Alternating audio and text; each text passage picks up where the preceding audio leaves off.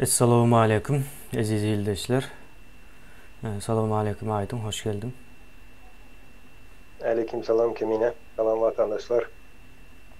Ova, Aydın kanalı iki olup çıkmanıza katıkan vakti oldu.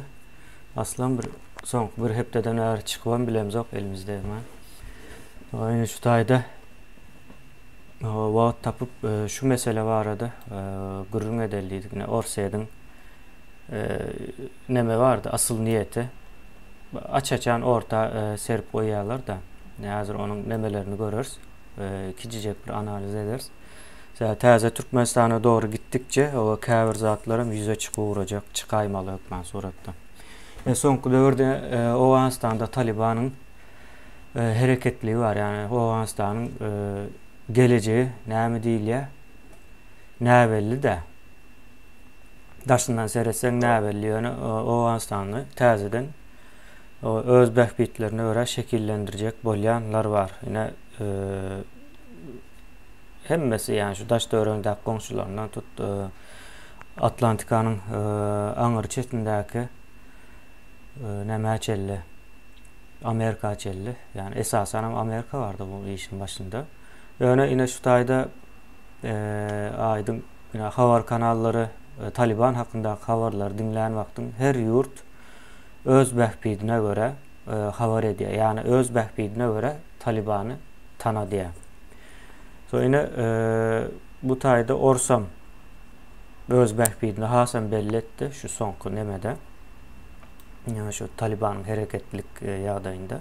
O nahil belli diye hazır bir san bir video izlersin. Yine Jirnovski diyen bir katı samsık bir siyasetçisi var Orsların. Yani o neme vardı Saparağın aydayan bir söz var ya. Hiçbir diktatura apozisyasız bolup bilyen değildir deyip yine Putin'in diktaturasının apozisyası Jirnovski o bahçanın hovluda, o arka bahçede bilelikte çay içip o sahnanın önüne çıkan vaatları uruşup tartışan bir neme siyaset alıp baryalarda nemede de Orsette de.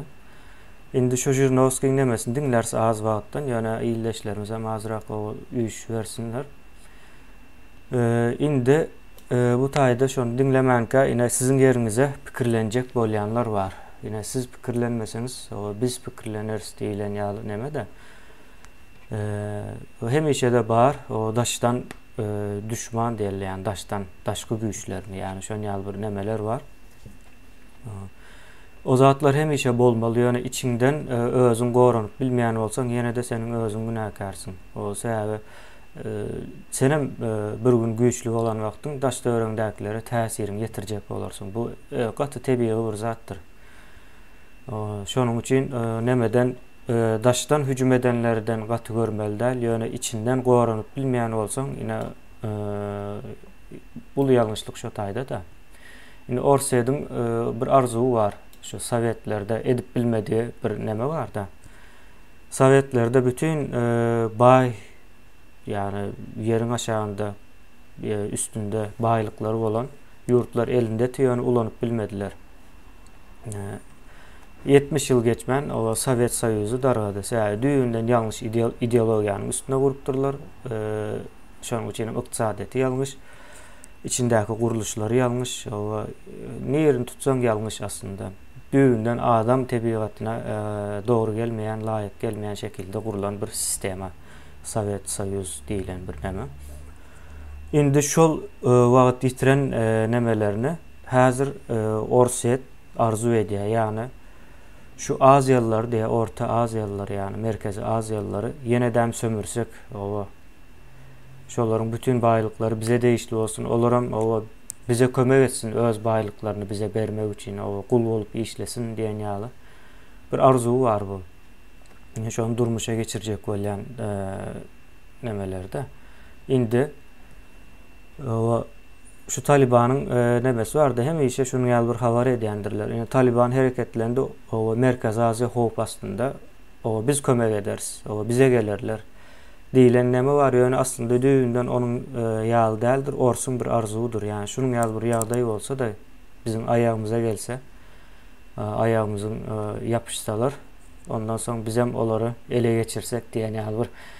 Yönököy Cedvay'dan da şon ýaly bir neme çykýar. Yani elbette olar bunu hakykatdan ama o durmuşa geçirecek bolma nemelerinde, aladalarında. Kyn, yani şondadan şonun arzuundadır. Yani öň bir wagt bunun tagamyny alan adamlar, yani Ors milleti, yani döwleti diýip milleti hem diýmeýin, ýalňyşrak bolar. Merkez Aziýadaky halklary adam sanynda görýän däldir, hasap edýän däldir, kul hökmünde görýändir. Şonuň üçin o baýlyklary bize değişli bolmaly diye. Öňem bize değişildi, ýene täzeden bize değişli bolmaly diye de. Ýa şon ýaly bir zat bar. Häzir mene Jirnovski diýilen neme dinlemezden öň şu zatlar aýdaýyn diýdim. Aýdyň senem neme bar bolsa koş, ondan soň toplap nemänem dinläli, hemme zat ýerlerine oturar, yani akylda, düşünjede. Soň dowamy bar, ine käbir zatlar bar. Öňden bäri aýdyp gelýär, ýöne kän düşnükli däldi. Indi bundan soň aýtsak hasam düşnükli bolar. Ja köp zatlar ýerine oturup başlady. Aýdym. Men kemine şu gysgaça ýanky Taliban barada aýdyp geçeň. Talibany men özüm kän tanamok. Menem neden tanayan, dünya näme diýen olsa şondan tanayan. Men gidip Talibanyň özü bilen gürleşip gören adam däl ýa-da olan. Ve elbette ýanky özleriniň ideologiýasy bar. Döwleti nädip dolandyrjaklary hakyndaky şu günkü dünýä açyk elan edýän mailnamalary diýin, şolary bilýän başga kän nämesini bilemok ýöne aýdyşyň aldaşary döwletler ine Türkiýe mediasyndan seretýär Talibany başka hil görkezýär, gyzyl reňkde görkezýär. Oruslara seretýän gök renk, Angliýa ýa-da Ýewropa döwletleri ýaşyl renk, Amerika ýene bir reňkde görkezýär we hemme ýanky informasiýany bir ara getiren wagtyň hakykatdan arkasynda her döwlet öz bähbidine görä bir zat çykarýar, suratlandyrýar Talibany. Hemme Samsung ýaly. Ve Merkez Aziýanyň nämetler köp ýanky Merkez Aziýany garşdyrjak diýär Taliban. Onu birinciden Taliban etmez, Talibanyň güýji etmez onu etmek üçin. Yani şu günkü o zatları aydalı belki 10 yıl ýalyk bir wagt gerek Talibana şu güýje yetip bilmek üçin. Yani 10 gün Taliban döwletiň başynda galyp bilermi? Awganistanyň başynda. Awganistanyň taryhyna, Awganistanyň ýanky etnik guruluşuna sereden o atyň Taliban mümkin däl. Daşardan ona hem akyl destegi gerek hem finansal destek gerek Talibanyň aýakda galyp bilmek üçin. Ondan soň köp habarlarda harby tehnikany goýup gitdi Amerika Talibana sowgat etdi diýerler. Harby tehnikany goýup giden olup biler. Ýöne harby tehnikany ulanmak üçin hem käbir zatlar gerek. Talibanyň elinde şu zatlary men göremek şu günkü günde. Ol vertolyoty bar, ýene suwar olaň hemmesiniň ýanky oklara am bolmaly. Bolmasa vertolyotyň harby tehnika bolan bilen okup almasa şoň, ýani içine goýup atyljak zatlar. Şolaň zawod fabrika şu Awganistanyň içinde bolanda hemişelik şolary işläp bilýär diýmek. Yok içinde olmadyk ýagdaýynda onu açyşan haýsam bolsa bir döwlet Talibana ýara satýan diýip satyp bilmeýärdi şu günkü en täksir döwletler onu kabul eden ok. Yani hökümet görünüşünde kabul edilen ok. Entegem garaşýalar näle özüne alyp bararka diýip. Her kimem özüniň bähbidine görä suratlandyrýar Talibany. Yani bizim ekrana çıkmayamamızın sebebim bu zatlary aňsat däl. Hakykatdan 10 gün manyň şu zatlaram bilemiz okdukda. Bizim ýanky informasiýany toplaman bilmedik zadyny çykyp düşündirip bolmaýar. Ýöne Talibanyň Aziýa girmegi, oň ýaly nämesini mene göremek, en azından özlerinde göremek. Ýanky döwleti nädip dolandyrjak ýa-da daşary siýasaty, ýanky diplomatikasy näle boljakdygy hakynda Taliban dünýä mediasyna düşündiren wagty hiç hili onçu döwletler bilen ýanky näme ýokdur. Hemmesi bilen dostluklar gatnaşyk diýär. Hatta Amerikada diýär şonu. Biz diýär Amerikan düşman ýaly göremiz ok diýär. Ýanky dost gatnaşyklарynda bolmak isleýäs diýär. Hemme öňkü Amerika işlenleri de näme etdik diýerler. Bağışladık diýär. Yani eden günahlerini. Indi o zatlar hakykatda näle geçecek, işlejek hakykatda. Soňra Talibanyň içindäki, öz içindäki de guramaçylyk problemleri da var. Yani onun nem içindir hiç kim aydan yok. Esasen hem Asya devletlerine, Orta Asya devletlerine varsan, Orta Asya devletlerine önümüzde yankı problema çıkaracak deyip aytgan medyalarda Taliban'ın nem içindir içindeki kuramaçılık problemalarını hiç kim aydan yok. No. Yani Afganistan yalı devlet Türkmenistan değildir. Özbekistan ham değildir. Özbekistan ham elbette biraz çalışırmalı bile. Afganistan katı çalışırmalı etniki kuruluşu vardır. No. Yine neme var da ne ildeşimiz yazıptır Taliban'ı o yetiştiren Rusya bilen Xitay diye ildeşler Rusya bilen Xitay'ın 2 trilyon dolar pulu yok. Onu berben bilmeye, onu berse gaýdybam ayağa kalmaya da. Onu Rusya bilen Xitay öz payını alacak bolýandyr elbette. Mut neme gazanç etjek bolýar. O yurtlarda pikir etmäň bir üýtgeçik bir zat bardyr diýip esasanam Rusyada Rusya öňki at awraýy bilen o adam bolup ýör. Ýani şu wagtky ýagdaýy gaty nemedir? Elbettir. İçinde sistemi yok yani bir devlet adına. Ondan sonra ama Putin hem gittikçe garraya ve kesel yağda hem qoğu dəlmiş aydışlarına göre şon ýaly. Hem psihik taýdan hem nemeleri bar deyip aydiýalar üýtgeçiklikleri. Şonun ýaly ýöne ine 85 milyardlyk ýara goýup gitdi diýär Awganistana. O ine dogry. Yani 85 milyard dolarlyk ýara goýup gitdi. O kim goýup gitdi? Amerikanyň nemesi goýup gitdi. O diýmek, Rusya bilen Xitaýyň o taýda hiç ýyl nemesi ýok. O diňe mut gazanç etjek bolýan bolmaklary mümkin. Şol bar ýöne ine mut gazanç näde edýärler? Ine Orta Aziýanyň gorkuzy ine girdiler ana neme sizin içinize girýär, siz neme bilmeýäňiz. Soň bizim ayaklarımıza gelýäňiz. Soň biz hem sizin bütün baýlyklaryňyzy sömürýäs diýip aýdýar ine. Jirnovskiň demedeli. Şu taýda diňläli. Ondan sonra o dowamly getireriz bu nemäniň, bu meseleniň.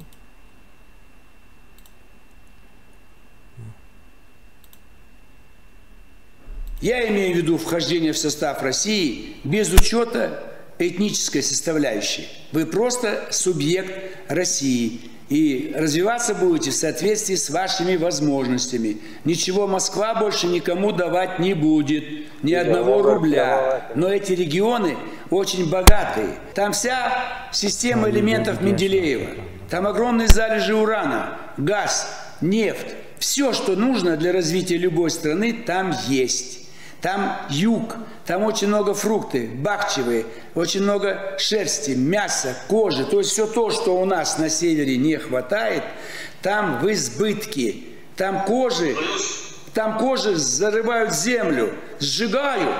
Это дубленки, тулупы, а у них нет переработки. А мы им наладим переработку. Мы не должны никому помогать.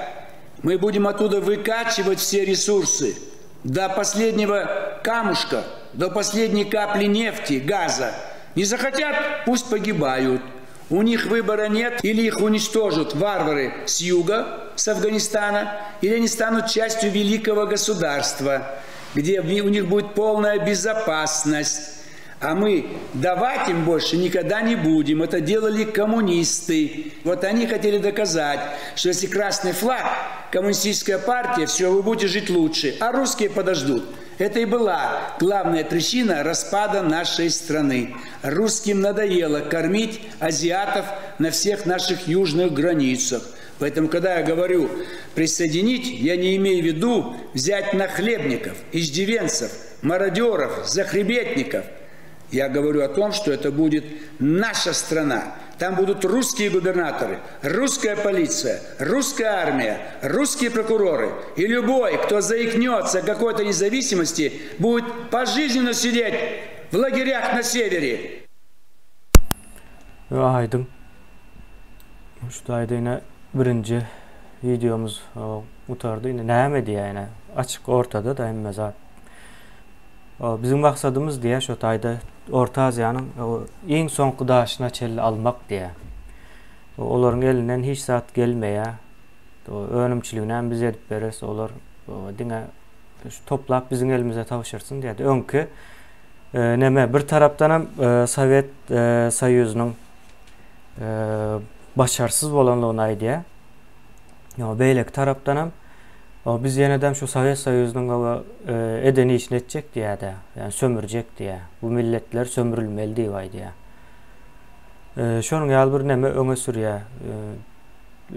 Onsoň görýän bolsaňyz ine hiç hasap edýän däldir nämesinde. Näçin aýdýar? Ine köp adam Jirnovski samsyk adam diýer, samsyk siýasatçy diýer. Ýöne ýanky aýdan zadym bar da. Bu adam Kremlinin arka bahçesinde Putin bilen oturup çay içen adamlardan. Yani düşündüğünüz aýtjak bolýarmy? Yani hakyky manyda çay içmeýän boluplar ýöne. O arka bahçede, o siyaset nemesinde arka bahçede bilelikte çay içmek diýilen bir zat var. O sahnanyň öňüne geçen wagtda o düşman ýalak bolmak. Yani arka bahçede bilelikte çay içýärler. Bu adamın şo taýdan, yani şo taýdaky pikirleri, planlary neme dip aýdýar da olaýam. Nähil diýsek, yani dile getirýär, diline düşýär şo zatlar ekrana çykan wagtda. Soňra ýene bir zat var, ine şu Jirnovski diýilen adam türkolog. Yani Türki milletleriň üstünde işleýär, gyzyklanýar. Bu milletlere näme gerek, o näme kim, o ejiz ýerler näme, ejiz taraplar näme. Şon ýazatlar näme diýär, soňra ine görýän bolsaňyz gorkuzyarlar. Häzir ýene ikinji bir videosu var, aýdym. Onu diňlän wagtymyz hasam orta nemesi çykjak da. Asıl bularyň yani bir behbi düşýän edýänlikleri. Yani diýjek bolýanym bizim entegem türkmenleriň içinde şu Ors prostranstwasyndaky habarlary diňläp izarlayanlar var. Esasen hem şu Orta Aziýa barada habarlary diňleýänler var. O taýda da ine geldi, o size basýarlar, ýeketek o gurtulşuňyzdan biz diýip aýdýar da. Mesela bizim gündügüne aşy izarlap durus bu habarlary.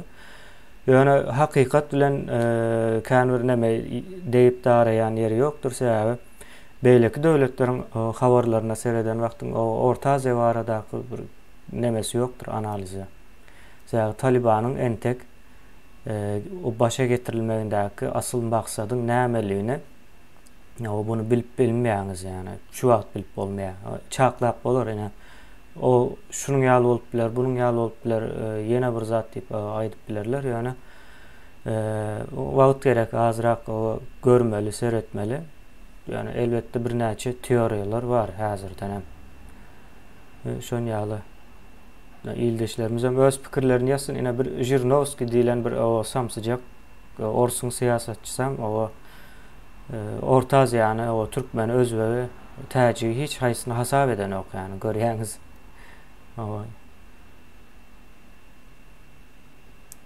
Şon ýaly. Aýdyň neme var bolsa o aýtjak bir zatyň bar bolsa. Mende şoň ýaly problem var. Men sen haýsy videonu birinji goýdum, haýsy ikinji goýdum bilmem. Ha, birinji uradanım, o birinji uradanım birinjidir. Birinji uradanım diýende de men düýün mü haçan onu gördüm ben. Yani şimdi iki videodan boysan men ikisine bilenemeden de komentar ederim. Ha, bolýar.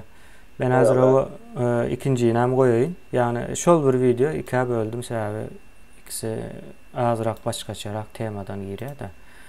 Onu dinledeli hazır ildeşlerimize. Движение «Талибан» — это патриоты афганского народа. Это фанатики, религиозные. Чтобы всем было ясно, талибы — это наши большевики. Мы же, весь мир признал большевиков, но они завалили Советский Союз. Но талибы — это национальное движение, это кровное, афганское, но они вынуждены использовать религию. Они хотят, чтобы мусульмане были, чтобы был эмират, чтобы был не президент Афганистана, а эмир Афганистана. Поэтому они опираются на поддержку самого низа. Афганистан, Ирак, Иран, Турция не хотят западной модели ни в культуре, ни в экономике, ни в семейных отношениях. Поэтому это движение возникло. Оно было профинансировано частично теми же американцами, которые хотели их использовать, чтобы выгнать нашу армию из Афганистана. Мы ушли, с победой ушли, с развернутыми знаменами. В нас никто не стрелял. Но талибы-то остались, их подготовили, оружие есть, деньги есть, поддержка есть. И тогда они стали действовать уже против американцев. Американцы христиане, немножко уже не атеисты, но тоже все подавляют национальное, заставляют опираться на какую-то западную модель. И самое главное, что афганцев поддерживает абсолютное большинство граждан Афганистана добровольно, от души, от всего сердца. И никогда никакое правительство прозападное не удержится в Афганистане. Как не удержался даже шах Ирана Реза Пехлеви, прозападный. То есть все прозападное в Азии глохнет. Не надо вмешиваться в эти страны. Пусть они живут как хотят. Не надо туда войска вводить. 3 варианта решения афганской проблемы. Ничего не делаем, никого не признаем. Пусть все идет своим ходом. Второе. Даем мощную поддержку Таджикистан, Узбекистан, Туркмения, чтобы предупредить, не допустить вторжения любых войск с Афганистана на территорию Таджикистана, Узбекистана, Туркмении. Вот. Это. И третий вариант – разделить Афганистан.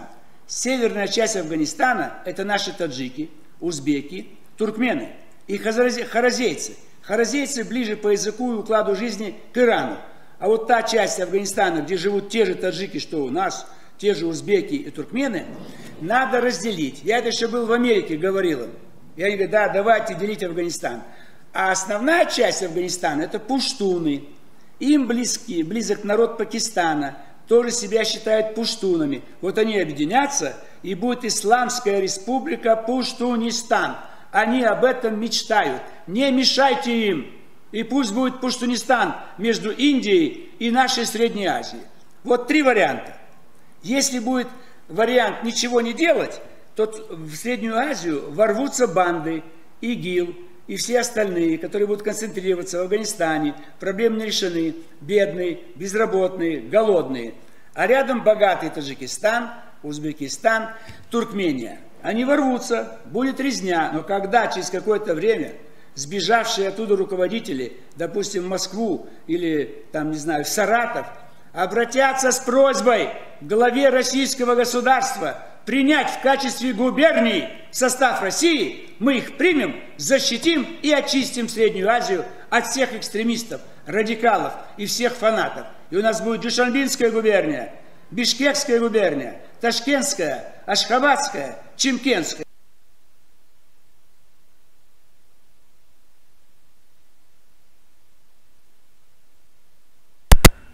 Aydın yine Jirinovskiy. Bilmedim sana eşitildim yani sen bu videonu ön dinleyen için bilýän umumy nämäni. Indi bu taýda illeşlerine görýäňiz. Orsun maksady bu taýda diňe Orta Aziýa, Merkezi Aziýadyr. İşi güýjü Merkezi Aziýa. Näme diýe ine Owganystanyň içinde şu näme bar da Demirgazyk tarapy var. Tutuş Demirgazyk alyansı. Demirgazyk alyansı var. O taýda türkmenler, özbekler, täjikler ýaşaýar. Ve sanlaryny toplasaň nämäniň ýarymyna ýakyn 45%-den barýaly.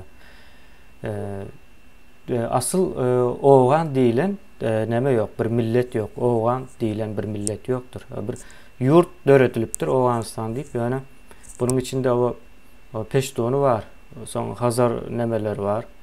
Ýene ýanky nemede sanap berýär Jirinovskiýda. Şolar var, ýöne Jirinovskiy näme diýär, ýene şolam diýär. Biz etmeli diýär, näme etmeli diýär, näme? Orset, ýöne bu iş etmek üçin Orsetde bir mätäçlik ýok. Orsun kellesi esasen şu son 10 ýyldan bäri gaty gowy işleýän däldir. Ors döwletlemesi mehanizmi şu var. Korrupsiýanyň içinde ve bu döwletiň maksady ýok. Döwletde maksat ýok ýani. Näme diýeli? Ortada galan çağaýalak bir zat ýagdaýyna düşen bir näme de. Onun öz iç gurulşan birinciden ýalňyş. Yani seheljek bir näme uçkun çıkarsan federal yani Rusya Federasiýasy diýilen zat darga ya. Yani federasiýa üstüne gurulan zat ýalňyş o. Bir gün olmasa bir gün dargadylmak üçin gurulan ýalyk bir näme bar o taýda. Şonuň ýaly ýöne Orsun devlet maksadı yok dedik. Yani özlerinin bir behbetçikleri var. Olam Orta Aziyanı təzədən sömürmek. Olam devletinki dəl şu tayda oturan bir neçe elidin ediyen işidir. Indi şu meseleye gelsek aydın hazır Batı giyinişneme gireriz. Türkmenistan'ı sömüreyen bir neme var da. Hramov deydi, Jadan deydi, Umnov vardı. Ondan sonra Serdar Durdifa şu ekranda aydılanları təzədən qaytalacaq, aydılmayanlar hem var. Şoların üstü ile Türkmenistan'ın baylıkları eyyam 30 yıldan beri yani Sovyet Soyuzu'ndan sonki yıl yani 30 yıl boyunca sömürülüp geliyor. Yani trilyonlarca baylığı var yurdun halkı yurdun dışında kul olup diyor. Yani fikir et biliyorsunuz mu yani ildeşler? Bulam ne için yine şu Orsun Kur'an nemesi var yine gizliğin. Bu zatlar o gizliğin boldukça işleye yani açığa çıkarsan o işlep bilmiyor. Yani ne için açığa çıkarılmadı şu vakta çelle. Ne bir giden Azatlık Radyosu var dedi. Yine gördük geçen yıldan beri bir topar o jurnalistlik çıkanlar vardı. Bunlar ne için ön yoktu. 30 yıldan beri Türkmenistan'ı sömürüp o halkı horlap cahilleştirip bilimsiz, okuyupsuz hala sokup yani giden bir neme de onu seyredip dursan içine alaya. Ne için o sesini çıkarmadı. Hazır təzə Türkmenistan kurulmalı deyilenden sonra çıktı. Yine Yanko Jirnovski'nin nemesine geldi. Yani bu nemeler şu jurnalist değilenler ya da Azatlık Radyosu hatta yani 30 yıldan beri bolar olmaz havarlar verip ve düğüplü meseleler var arada hiç yıl havar eden değildir. Yani girin görün yani sahipası var. Bağırlak da düğüplü bir meseleni kozgamaya. Çalaca arasında bir kozgan yalak oluyor. Yani düğüplü meselenin üstüne bir onoklar olar. Mesela en verkisi Türkmenistan'a en gerekli zat o siyasi reforma gerek. Türkmenistan'ın en birinci gerekli zatı siyasi reforma. Yine ona biz hazır o siyasi reformanı getiriyoruz. Onun adam təzə Türkmenistan. O təzə Türkmenistan'da Türkmenistan'ın içki siyasetam, daşkı siyasetam, devletin kuruluşu, o hükümetlerin gelip gidişi hem zatlar təzədən şekillendirilecek. Şu zatları yine Ünüsver'in Entegem Azatlık Radyosu'nda şu aydlayan zatların hiçbirisi aydlayan değildir. Onun yerine yine halkın gözünü korkuzmak için konsolosluğun önüne gidip o 4-5 tane o neme var. Ayağı uğru dünyadan havarsız adamlar var. Şolar bilen bir neme ediyor. Ona Azatlık Radyosu alıp havar edip veriyor. Yani siyasi reforma yani düğüplü bir zat bu taydı. Birinci düşünce orta atılıyor, sonra düşünce özleştiriliyor. Ondan sonra neme geçiliyor. Uygulama değil ya da yani praktika geçiriliyor. Yani 3 faza deyip ayıttı geçen 3 fazadan meydana gelecek bu təzə Türkmenistan kuruluşu. Biz şu an təzə birinci fazanın sonuna doğru gelverdik. Yani bu zat hakkında hiç kim gurur ediyen değildir. Etmeyen, ne için etmeyen? Bunlar şu Ors Türkmenistan'ı sömürsün deyip yolunu mu açıyor? Ya da şu Orsun Türkmenistan'ın sömürülenliğini aytacak adamların önünü mü bekliyor bu adamlar? Azatlık Radyosu ya da beylekiler. Yine fikir edin təzə Türkmenistan kurulacak deyip öne çıkıldı. Sonra birden bir tane o jurnalist çıkıyor. Ay o doğru bul neme o yine bir zat deyip gurur ne diye. Yani bunlar gücü nereden alıyor? Ve şu adamlar Ors'tan kömek soramalı diye diyorlar. Ors'a gitmeli diye. Demek bu adamlar Ors'a hizmet ediyor. Onlar da milliyetçilik, vatançılık, ata vatan, toprak, yine bir zat duyguları bolmalı da.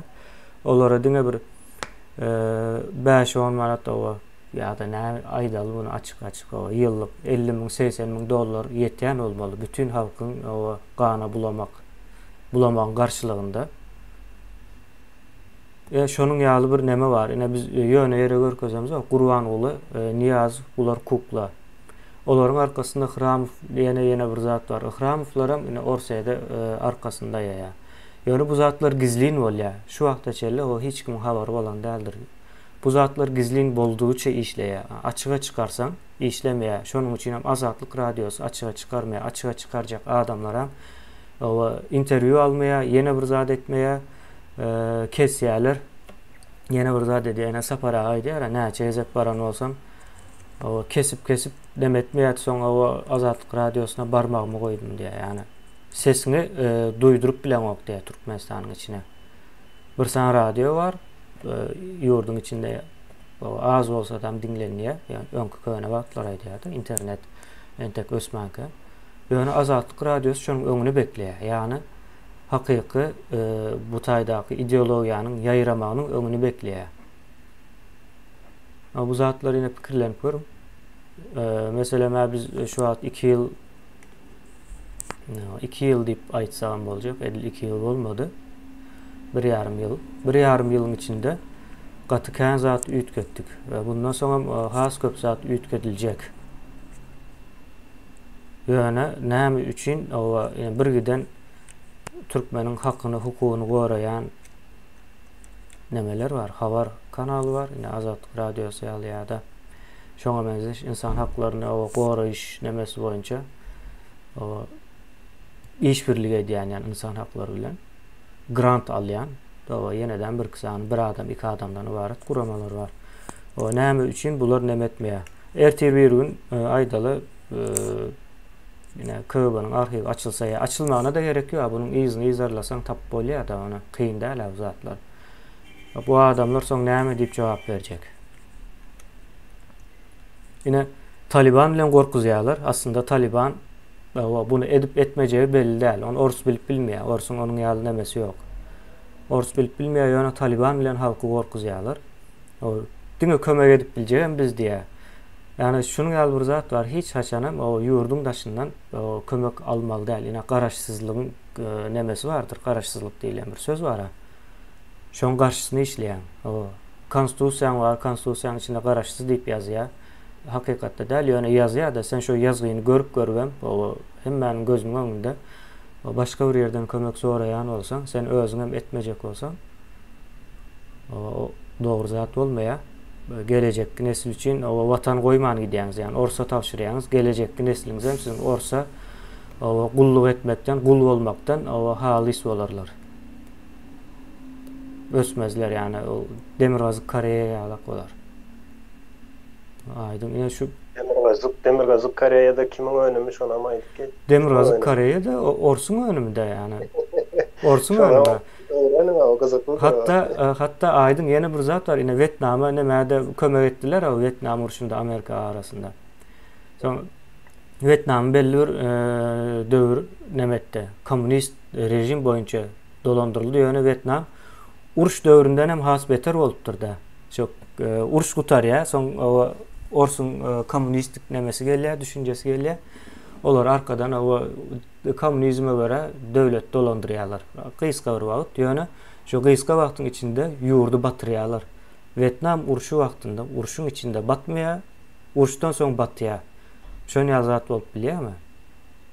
Ýöne Vietnam ondan soň düşündi o nämäni ýalňyşlygy. Hatda diňe Vietnamda şu daş döwründe Kamboçya var.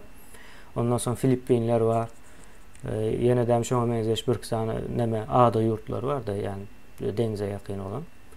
Şolar o problemany soň düşündiler. O komünizmde gaty problemalar var. Soň olar häzir şu an liberal näme gittiler.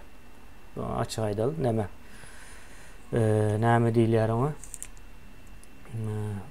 Kapitalizm ýalyp näme de liberal ykdysadyet üstünden işläp o adam yetiştirmek boyunca yani çağlykdan yetiştirmek boyunca programmalar nemettiler, ornaştırdılar. Şu wagtda işleýär. Yani Orsun baran ýeri guraýandyr. Orsun giren ýer guraýandyr. Orsun özüne peýdasy ýok yani şu wagtda çelle. Hatta nemesi var bularyň näme diýilýär? Harby ýaralary, samolyotlar gaty güýçlü diýe soň bir statistika var da. Sovetlerden soň Orsun yaralarynyň ösüş nemesi birinji ýuwaşlapdyr şu wagtda aşağı dogry gidýär. Yani Ors'un sistemasında gaty uly bir ýalňyşlyk var. Şo ýalňyşlyk hem Orsam ýok edýär, öldürýär, hem Orsun baran ýerlerine ýok edýändir. Bu zat biz gatı gowun emetmeli. Täze Türkmenistan dogry ýakynlaşyp barýasda. Bu zatlaram çykmaly. Yani orsam gatı şonu alady diýe. Talibanyň hereketini pursat bilip Orta Aziýa biz size hossarlyk ederiz diýe. Yani ýok ýerden urşun bolup bolmajagy belli däl. Talibanyň o taýlary bilen girip girmejegi belli däl. Yani hiç bir näme aýdan ok. Yani şu wagt hiç bir analiz edýän analitikler aýdan ok bu zady. Orsundan bilme mümkinçiligi yok bu zatlara. Ors bu işin hemişe de gırasında kaldı. Yani Orsun nemesi yetmiyor bu zat. O Afganistan'ın içinde bolyan mesele boyunca. Pikir etmem, Orso üyt göçük akıllı bir millet mi kendi? Hiç üyt göçük değil, akıllılarım değil. Biz hem näçe Ors gördük. Köpse onun alkaşam yani açık aydalı bu tayda. Bizim hem halkımız alkaş ettiler yani kıynansak da. Ona am aydalı. Aydın yani şunun ýaly bir tema da. Emine indi ben sen aýdanlaryndan 2 sahypany doldurdum. Aha. Näme öz elitliğimde öz yazımda. Indi birinci vatandaşlar men hazır yani komentaryalara seretden yankı Orus, Xitay, Amerika yene şoň ýaly döwletler var. Ya da şu behbidi şu Taliban'ı kömek edýär ya da support näme bolýar kemine Goldaw berýär. Şoň ýaly nämeler geçýär-de vatandaşlar men öňen bir sapar aýtdym. Biz dünýäde ýaşaýas. Dünýäde de döwletler var. Sen granitsaňy yapma, oň bilen işin bolsun bolmasyn tapawdy ýok. Dünýäde ýaşaýan bolsaň dünýäni öwrenmeli, dünýäň hemme ýerinde bolaýmaly sen. Alacın yok. Adamzadyň bizim yankı yine hayvanlarda yankı milleti yenesi yoktur. Yani şolaram toplu yaşap bilýärler, ayrı ýaşaýanlaram bar, ýöne millet diýen bir näme yoktur. Şoň ýaly bir tire taýpa diýen düşünceler yoktur. Adamda şo zatlar gelýär, soňra döwletler gurulupdyr, döwletler var. Indi döwletleriň bar bolup bilmek üçin ona resurs gerek. Aydaly ertir bir gün Türkmenistan, Amerikan güýje yetse, ananyň Amerika düşmanyňyzdyr sizin. Ýöne şoňaça dost bolup bilersiňiz. Onu Amerikan günäsi ya da Russiýan günäsi, indi Russiýa şu wagt öz içindäki problemalar, ol imperiýalaryň bir problemasy bardyr. Imperiýalar baloniýalydyr. Ulolýa, ýöne soňam birden ýykylýar-da. Ol beýnansak da şoň ýaly nämesi bar. Taryhda Islendik imperiýasy eretip görüň. Rim iň näme ýanky bir renkli näme bolan taryhda ýani adyny ýazdyran nämelerin biri. Ulolýa belli bir ýere çesoň ýarylýar. Ulolan saýy on birinciden ýanky nämesi azalýar, manewrny stilýär-de.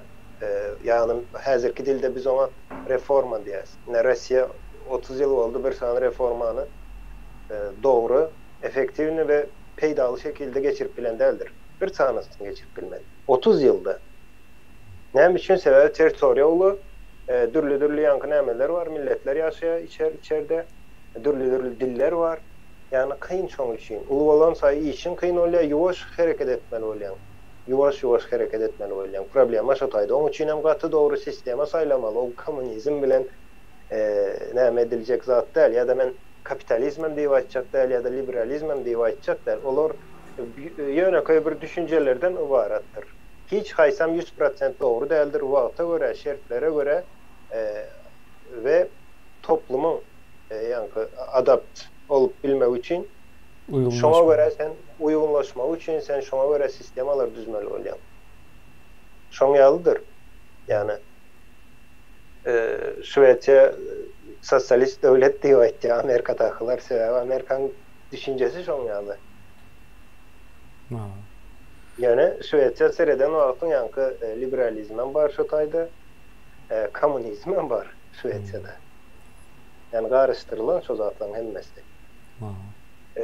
Indi ben birinci ýanky nämeni alayında ine Merkezi Aziýanyň baýlyklaryny ulanmaly diýe.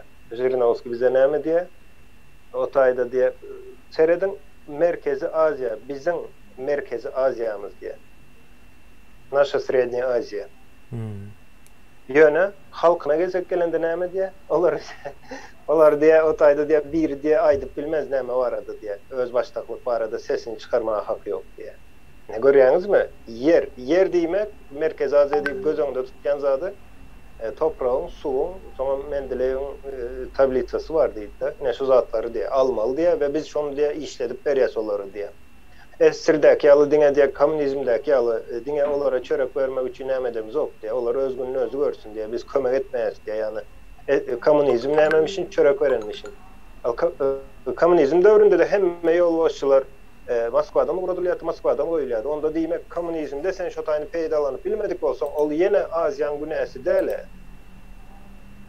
Hiç zadı öz baştaklık yok da komünizmde bir tane parti var. Şu partiyası Moskva'dan näme dilye bellenilýär yani kim näme wezipe ukuyuna göre wezipe verilen o ya da yerli olan için. Hem mezada oruslar seretdi. Indi günä kimde?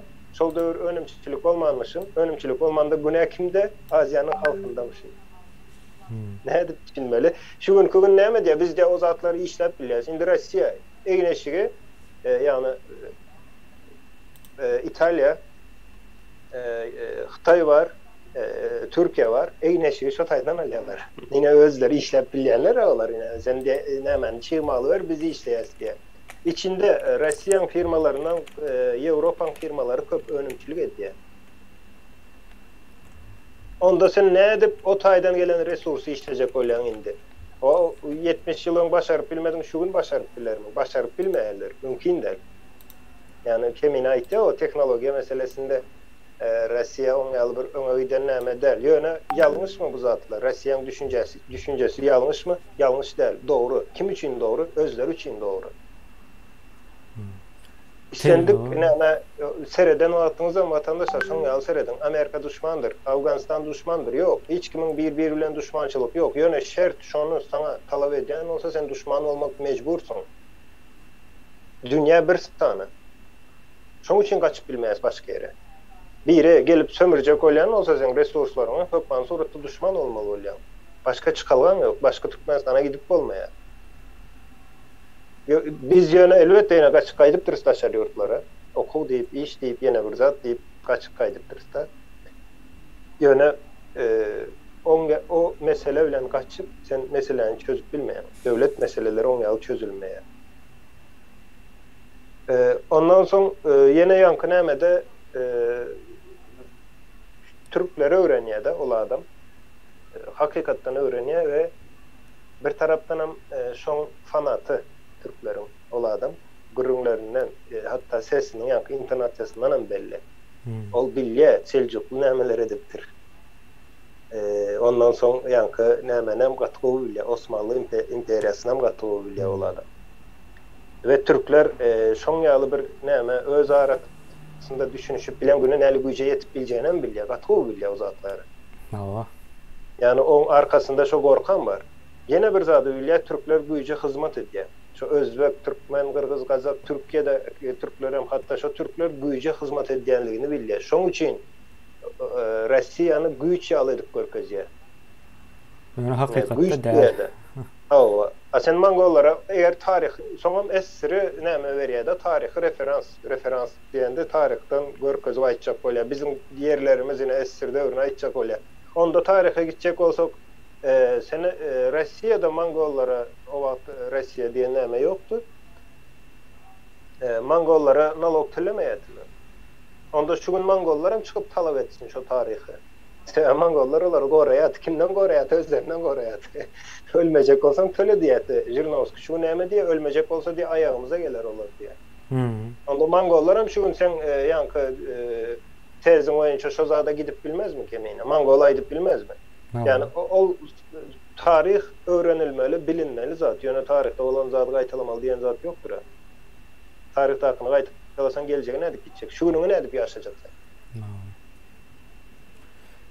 Ya biz tarihimizi o qatiyatdan çıkarıp dursaydım. Näme söz var? Cumhuriyet diýen söz var. Şu cumhuriyet diýilen sözüň o bizim ulanýanlygymyzy bilen oklar. Yani entek 100 ýylam däl.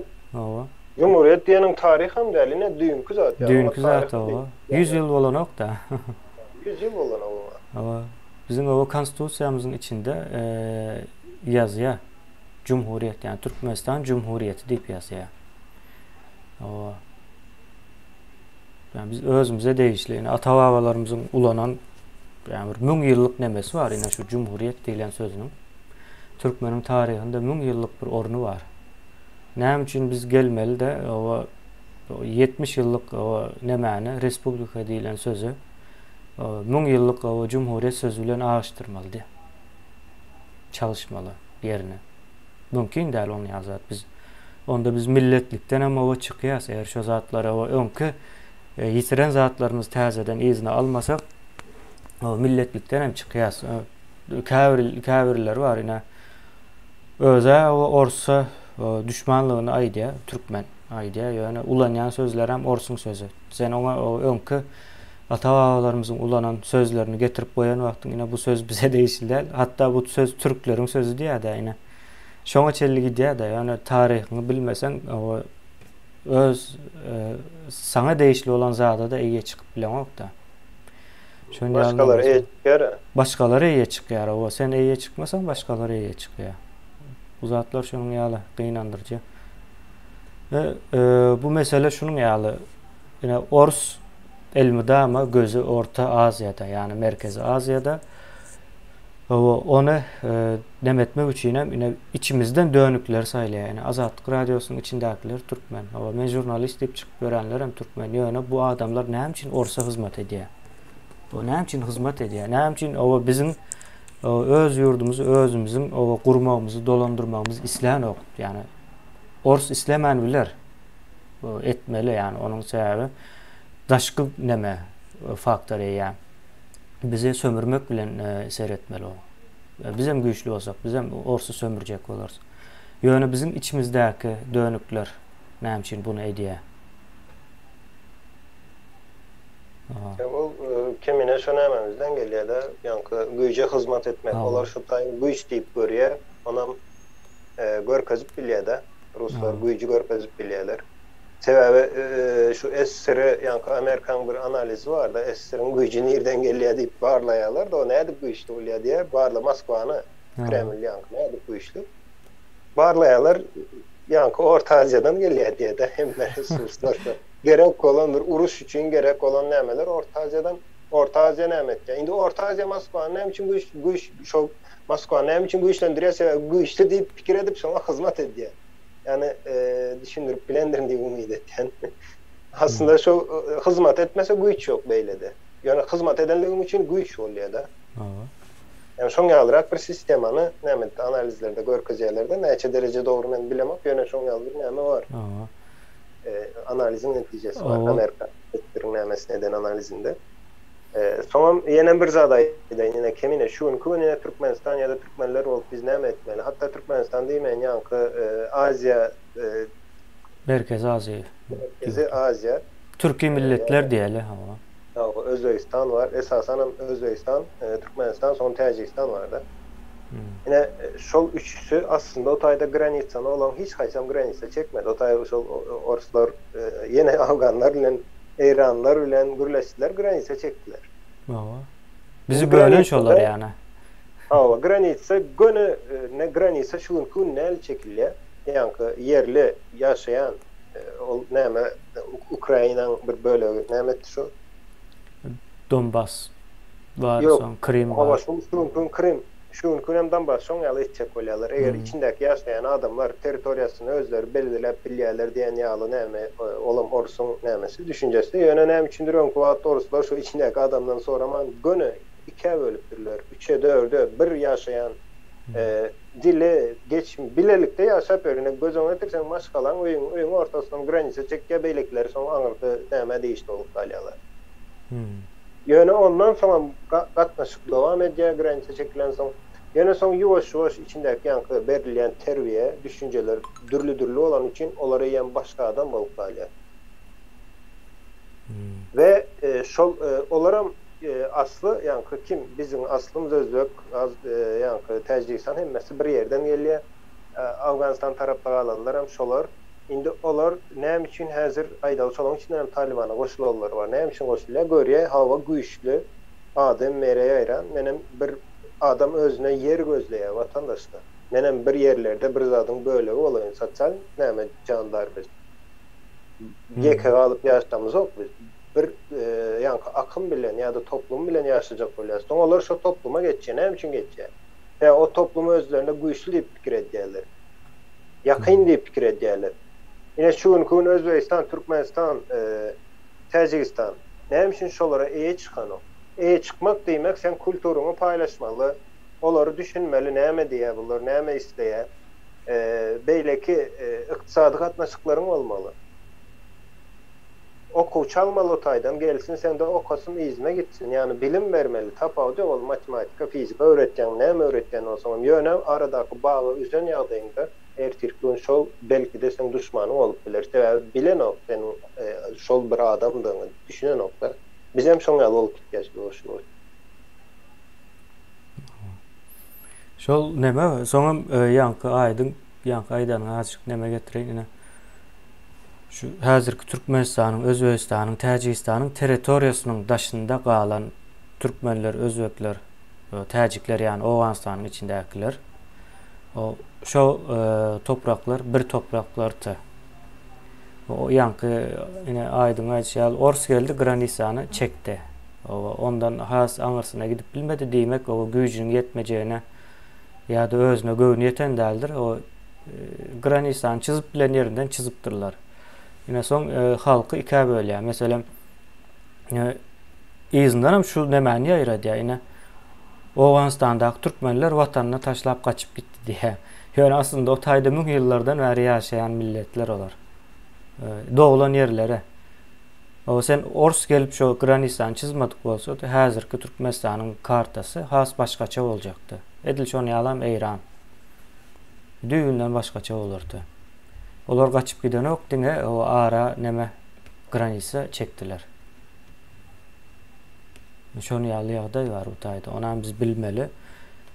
Ve hökman suratda biz täze Türkmenistany gurandan soň her türlü görünüşde yurdun içinde, Owganistanyň içindäki türkmenlere o edip bilsek hatta özbeklere de o kömek etmeli. Owganistanyň içindäkilere gürrüňe aýdýan. Ýokman surat etmeli ve bu bizim hem daşky siýasatymyzyň bir bölegi bolmaly. Bu zatlar. Türkmenistanyň bir maksady bolmaly. Şonu ýaly aýdym. Bizim şu taýda ýuwaş neme deli? Sen aýtjak zadyň bar bolsa. Kemine şu ola ine kömek meselesinde nämede değil de bir taraftan hem şu tarafı östürmeli sebebi ol sen öz doğanlaryň köküň bir de şoň üçin olara östürmeli. Sen olsan olaryň bilelik östürmeli. İkinciden ine bardy geldi Awganistanyň ýagdaýy mene bilemok önümüzdeki 10 ýylda 15 ýylda düzeler diýip sebebi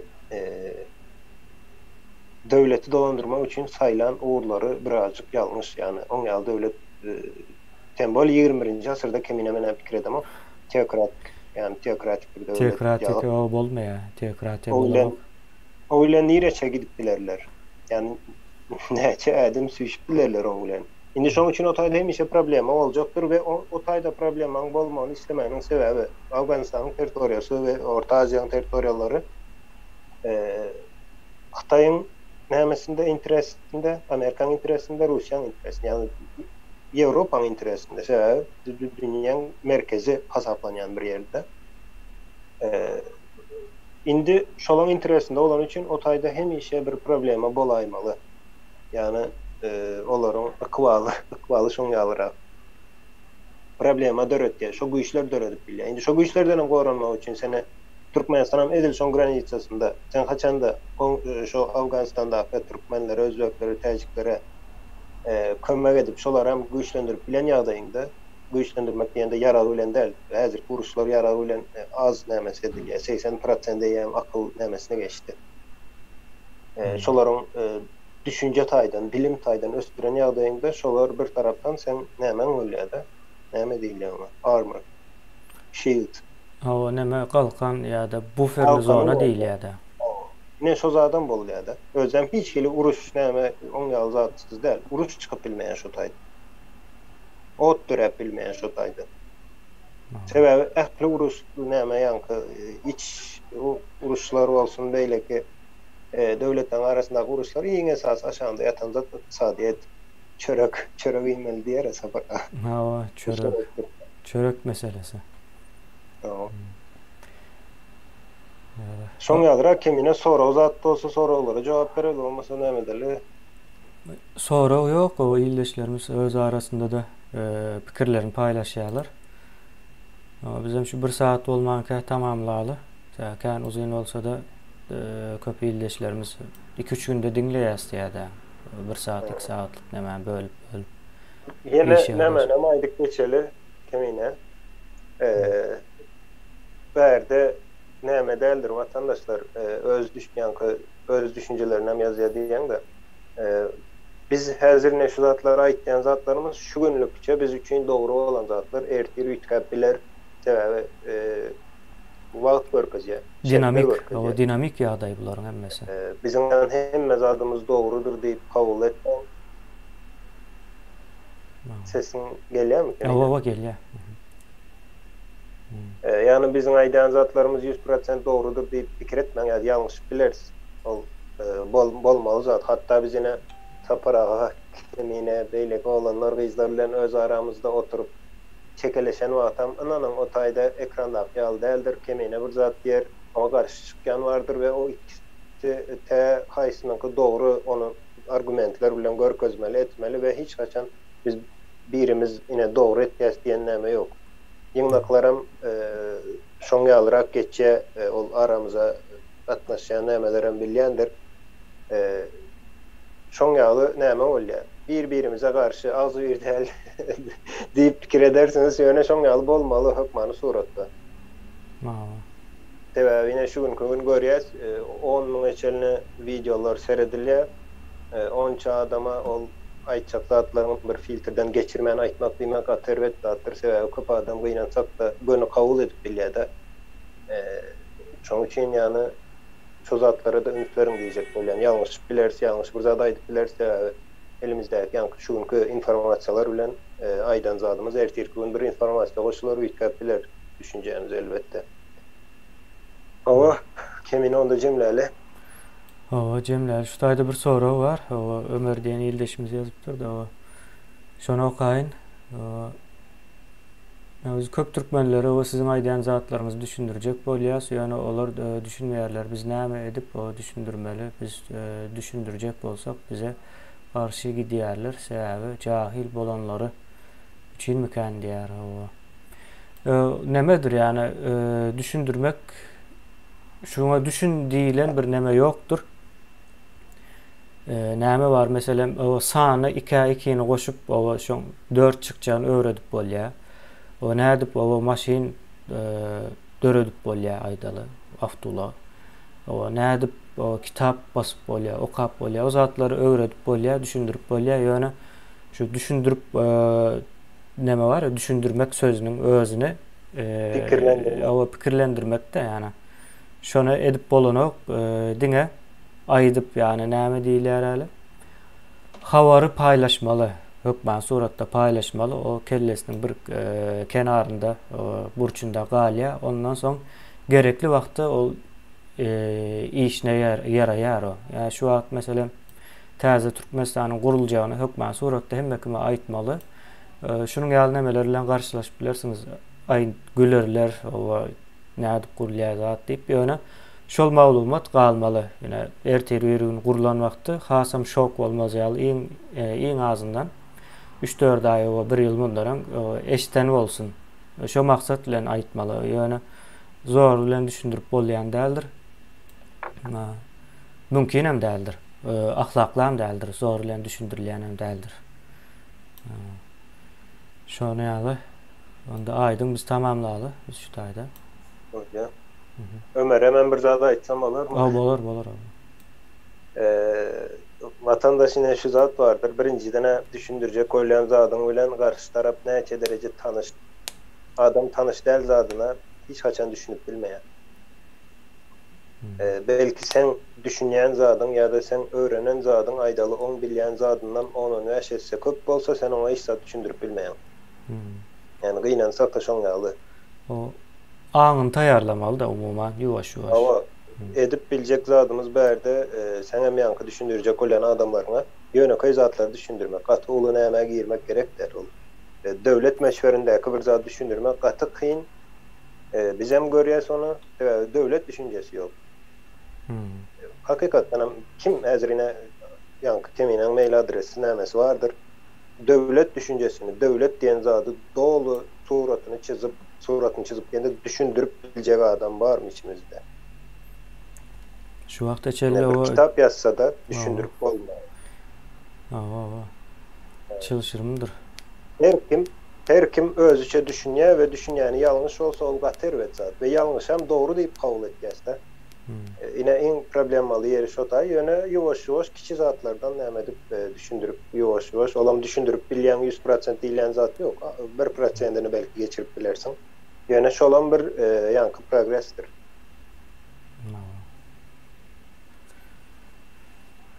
Bolýa onda şu taýda tamamlaýaly nämämizi. Ýyldaşlar sag bolun, giýjäňiz rahat bolsun. Ýene-de o ýygy-ýygydan görüşýäris bu saatlardan soň. Bolýa sag bol kemine watandaşlar sag bolun emmäňize. Näme Taliban meselesinde beýleki meselelerinde känem bir näme edip durmaň ýanky näme diýilýär.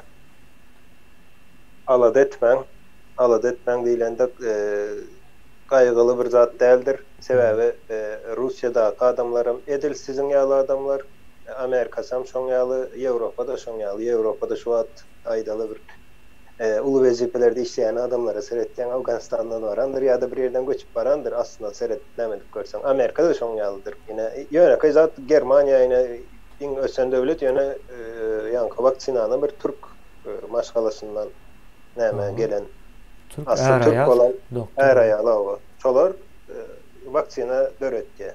Yine şoň ýalydyr ýani hiç näme däl. Olaram edil sizin ýaly bizim ýaly adamlar bitmiş geri ýok, gorkunç ýerem ýok. Ýöne düşünüp bilmek. Düşünmesen gorkunç. Ýöne düşünen ýagdaýda diýen gorkunç da sebäbi goranyp bilýän. Şoň üçin Orsdan hem gorkmaly däl. O Orsuň çağırışlaryna da kän gulak bermeli däl. O Orsu ýol görkezýän dönüklere de kän gulak salmaly däldir. Ýalňyşdyryp bilýärler de.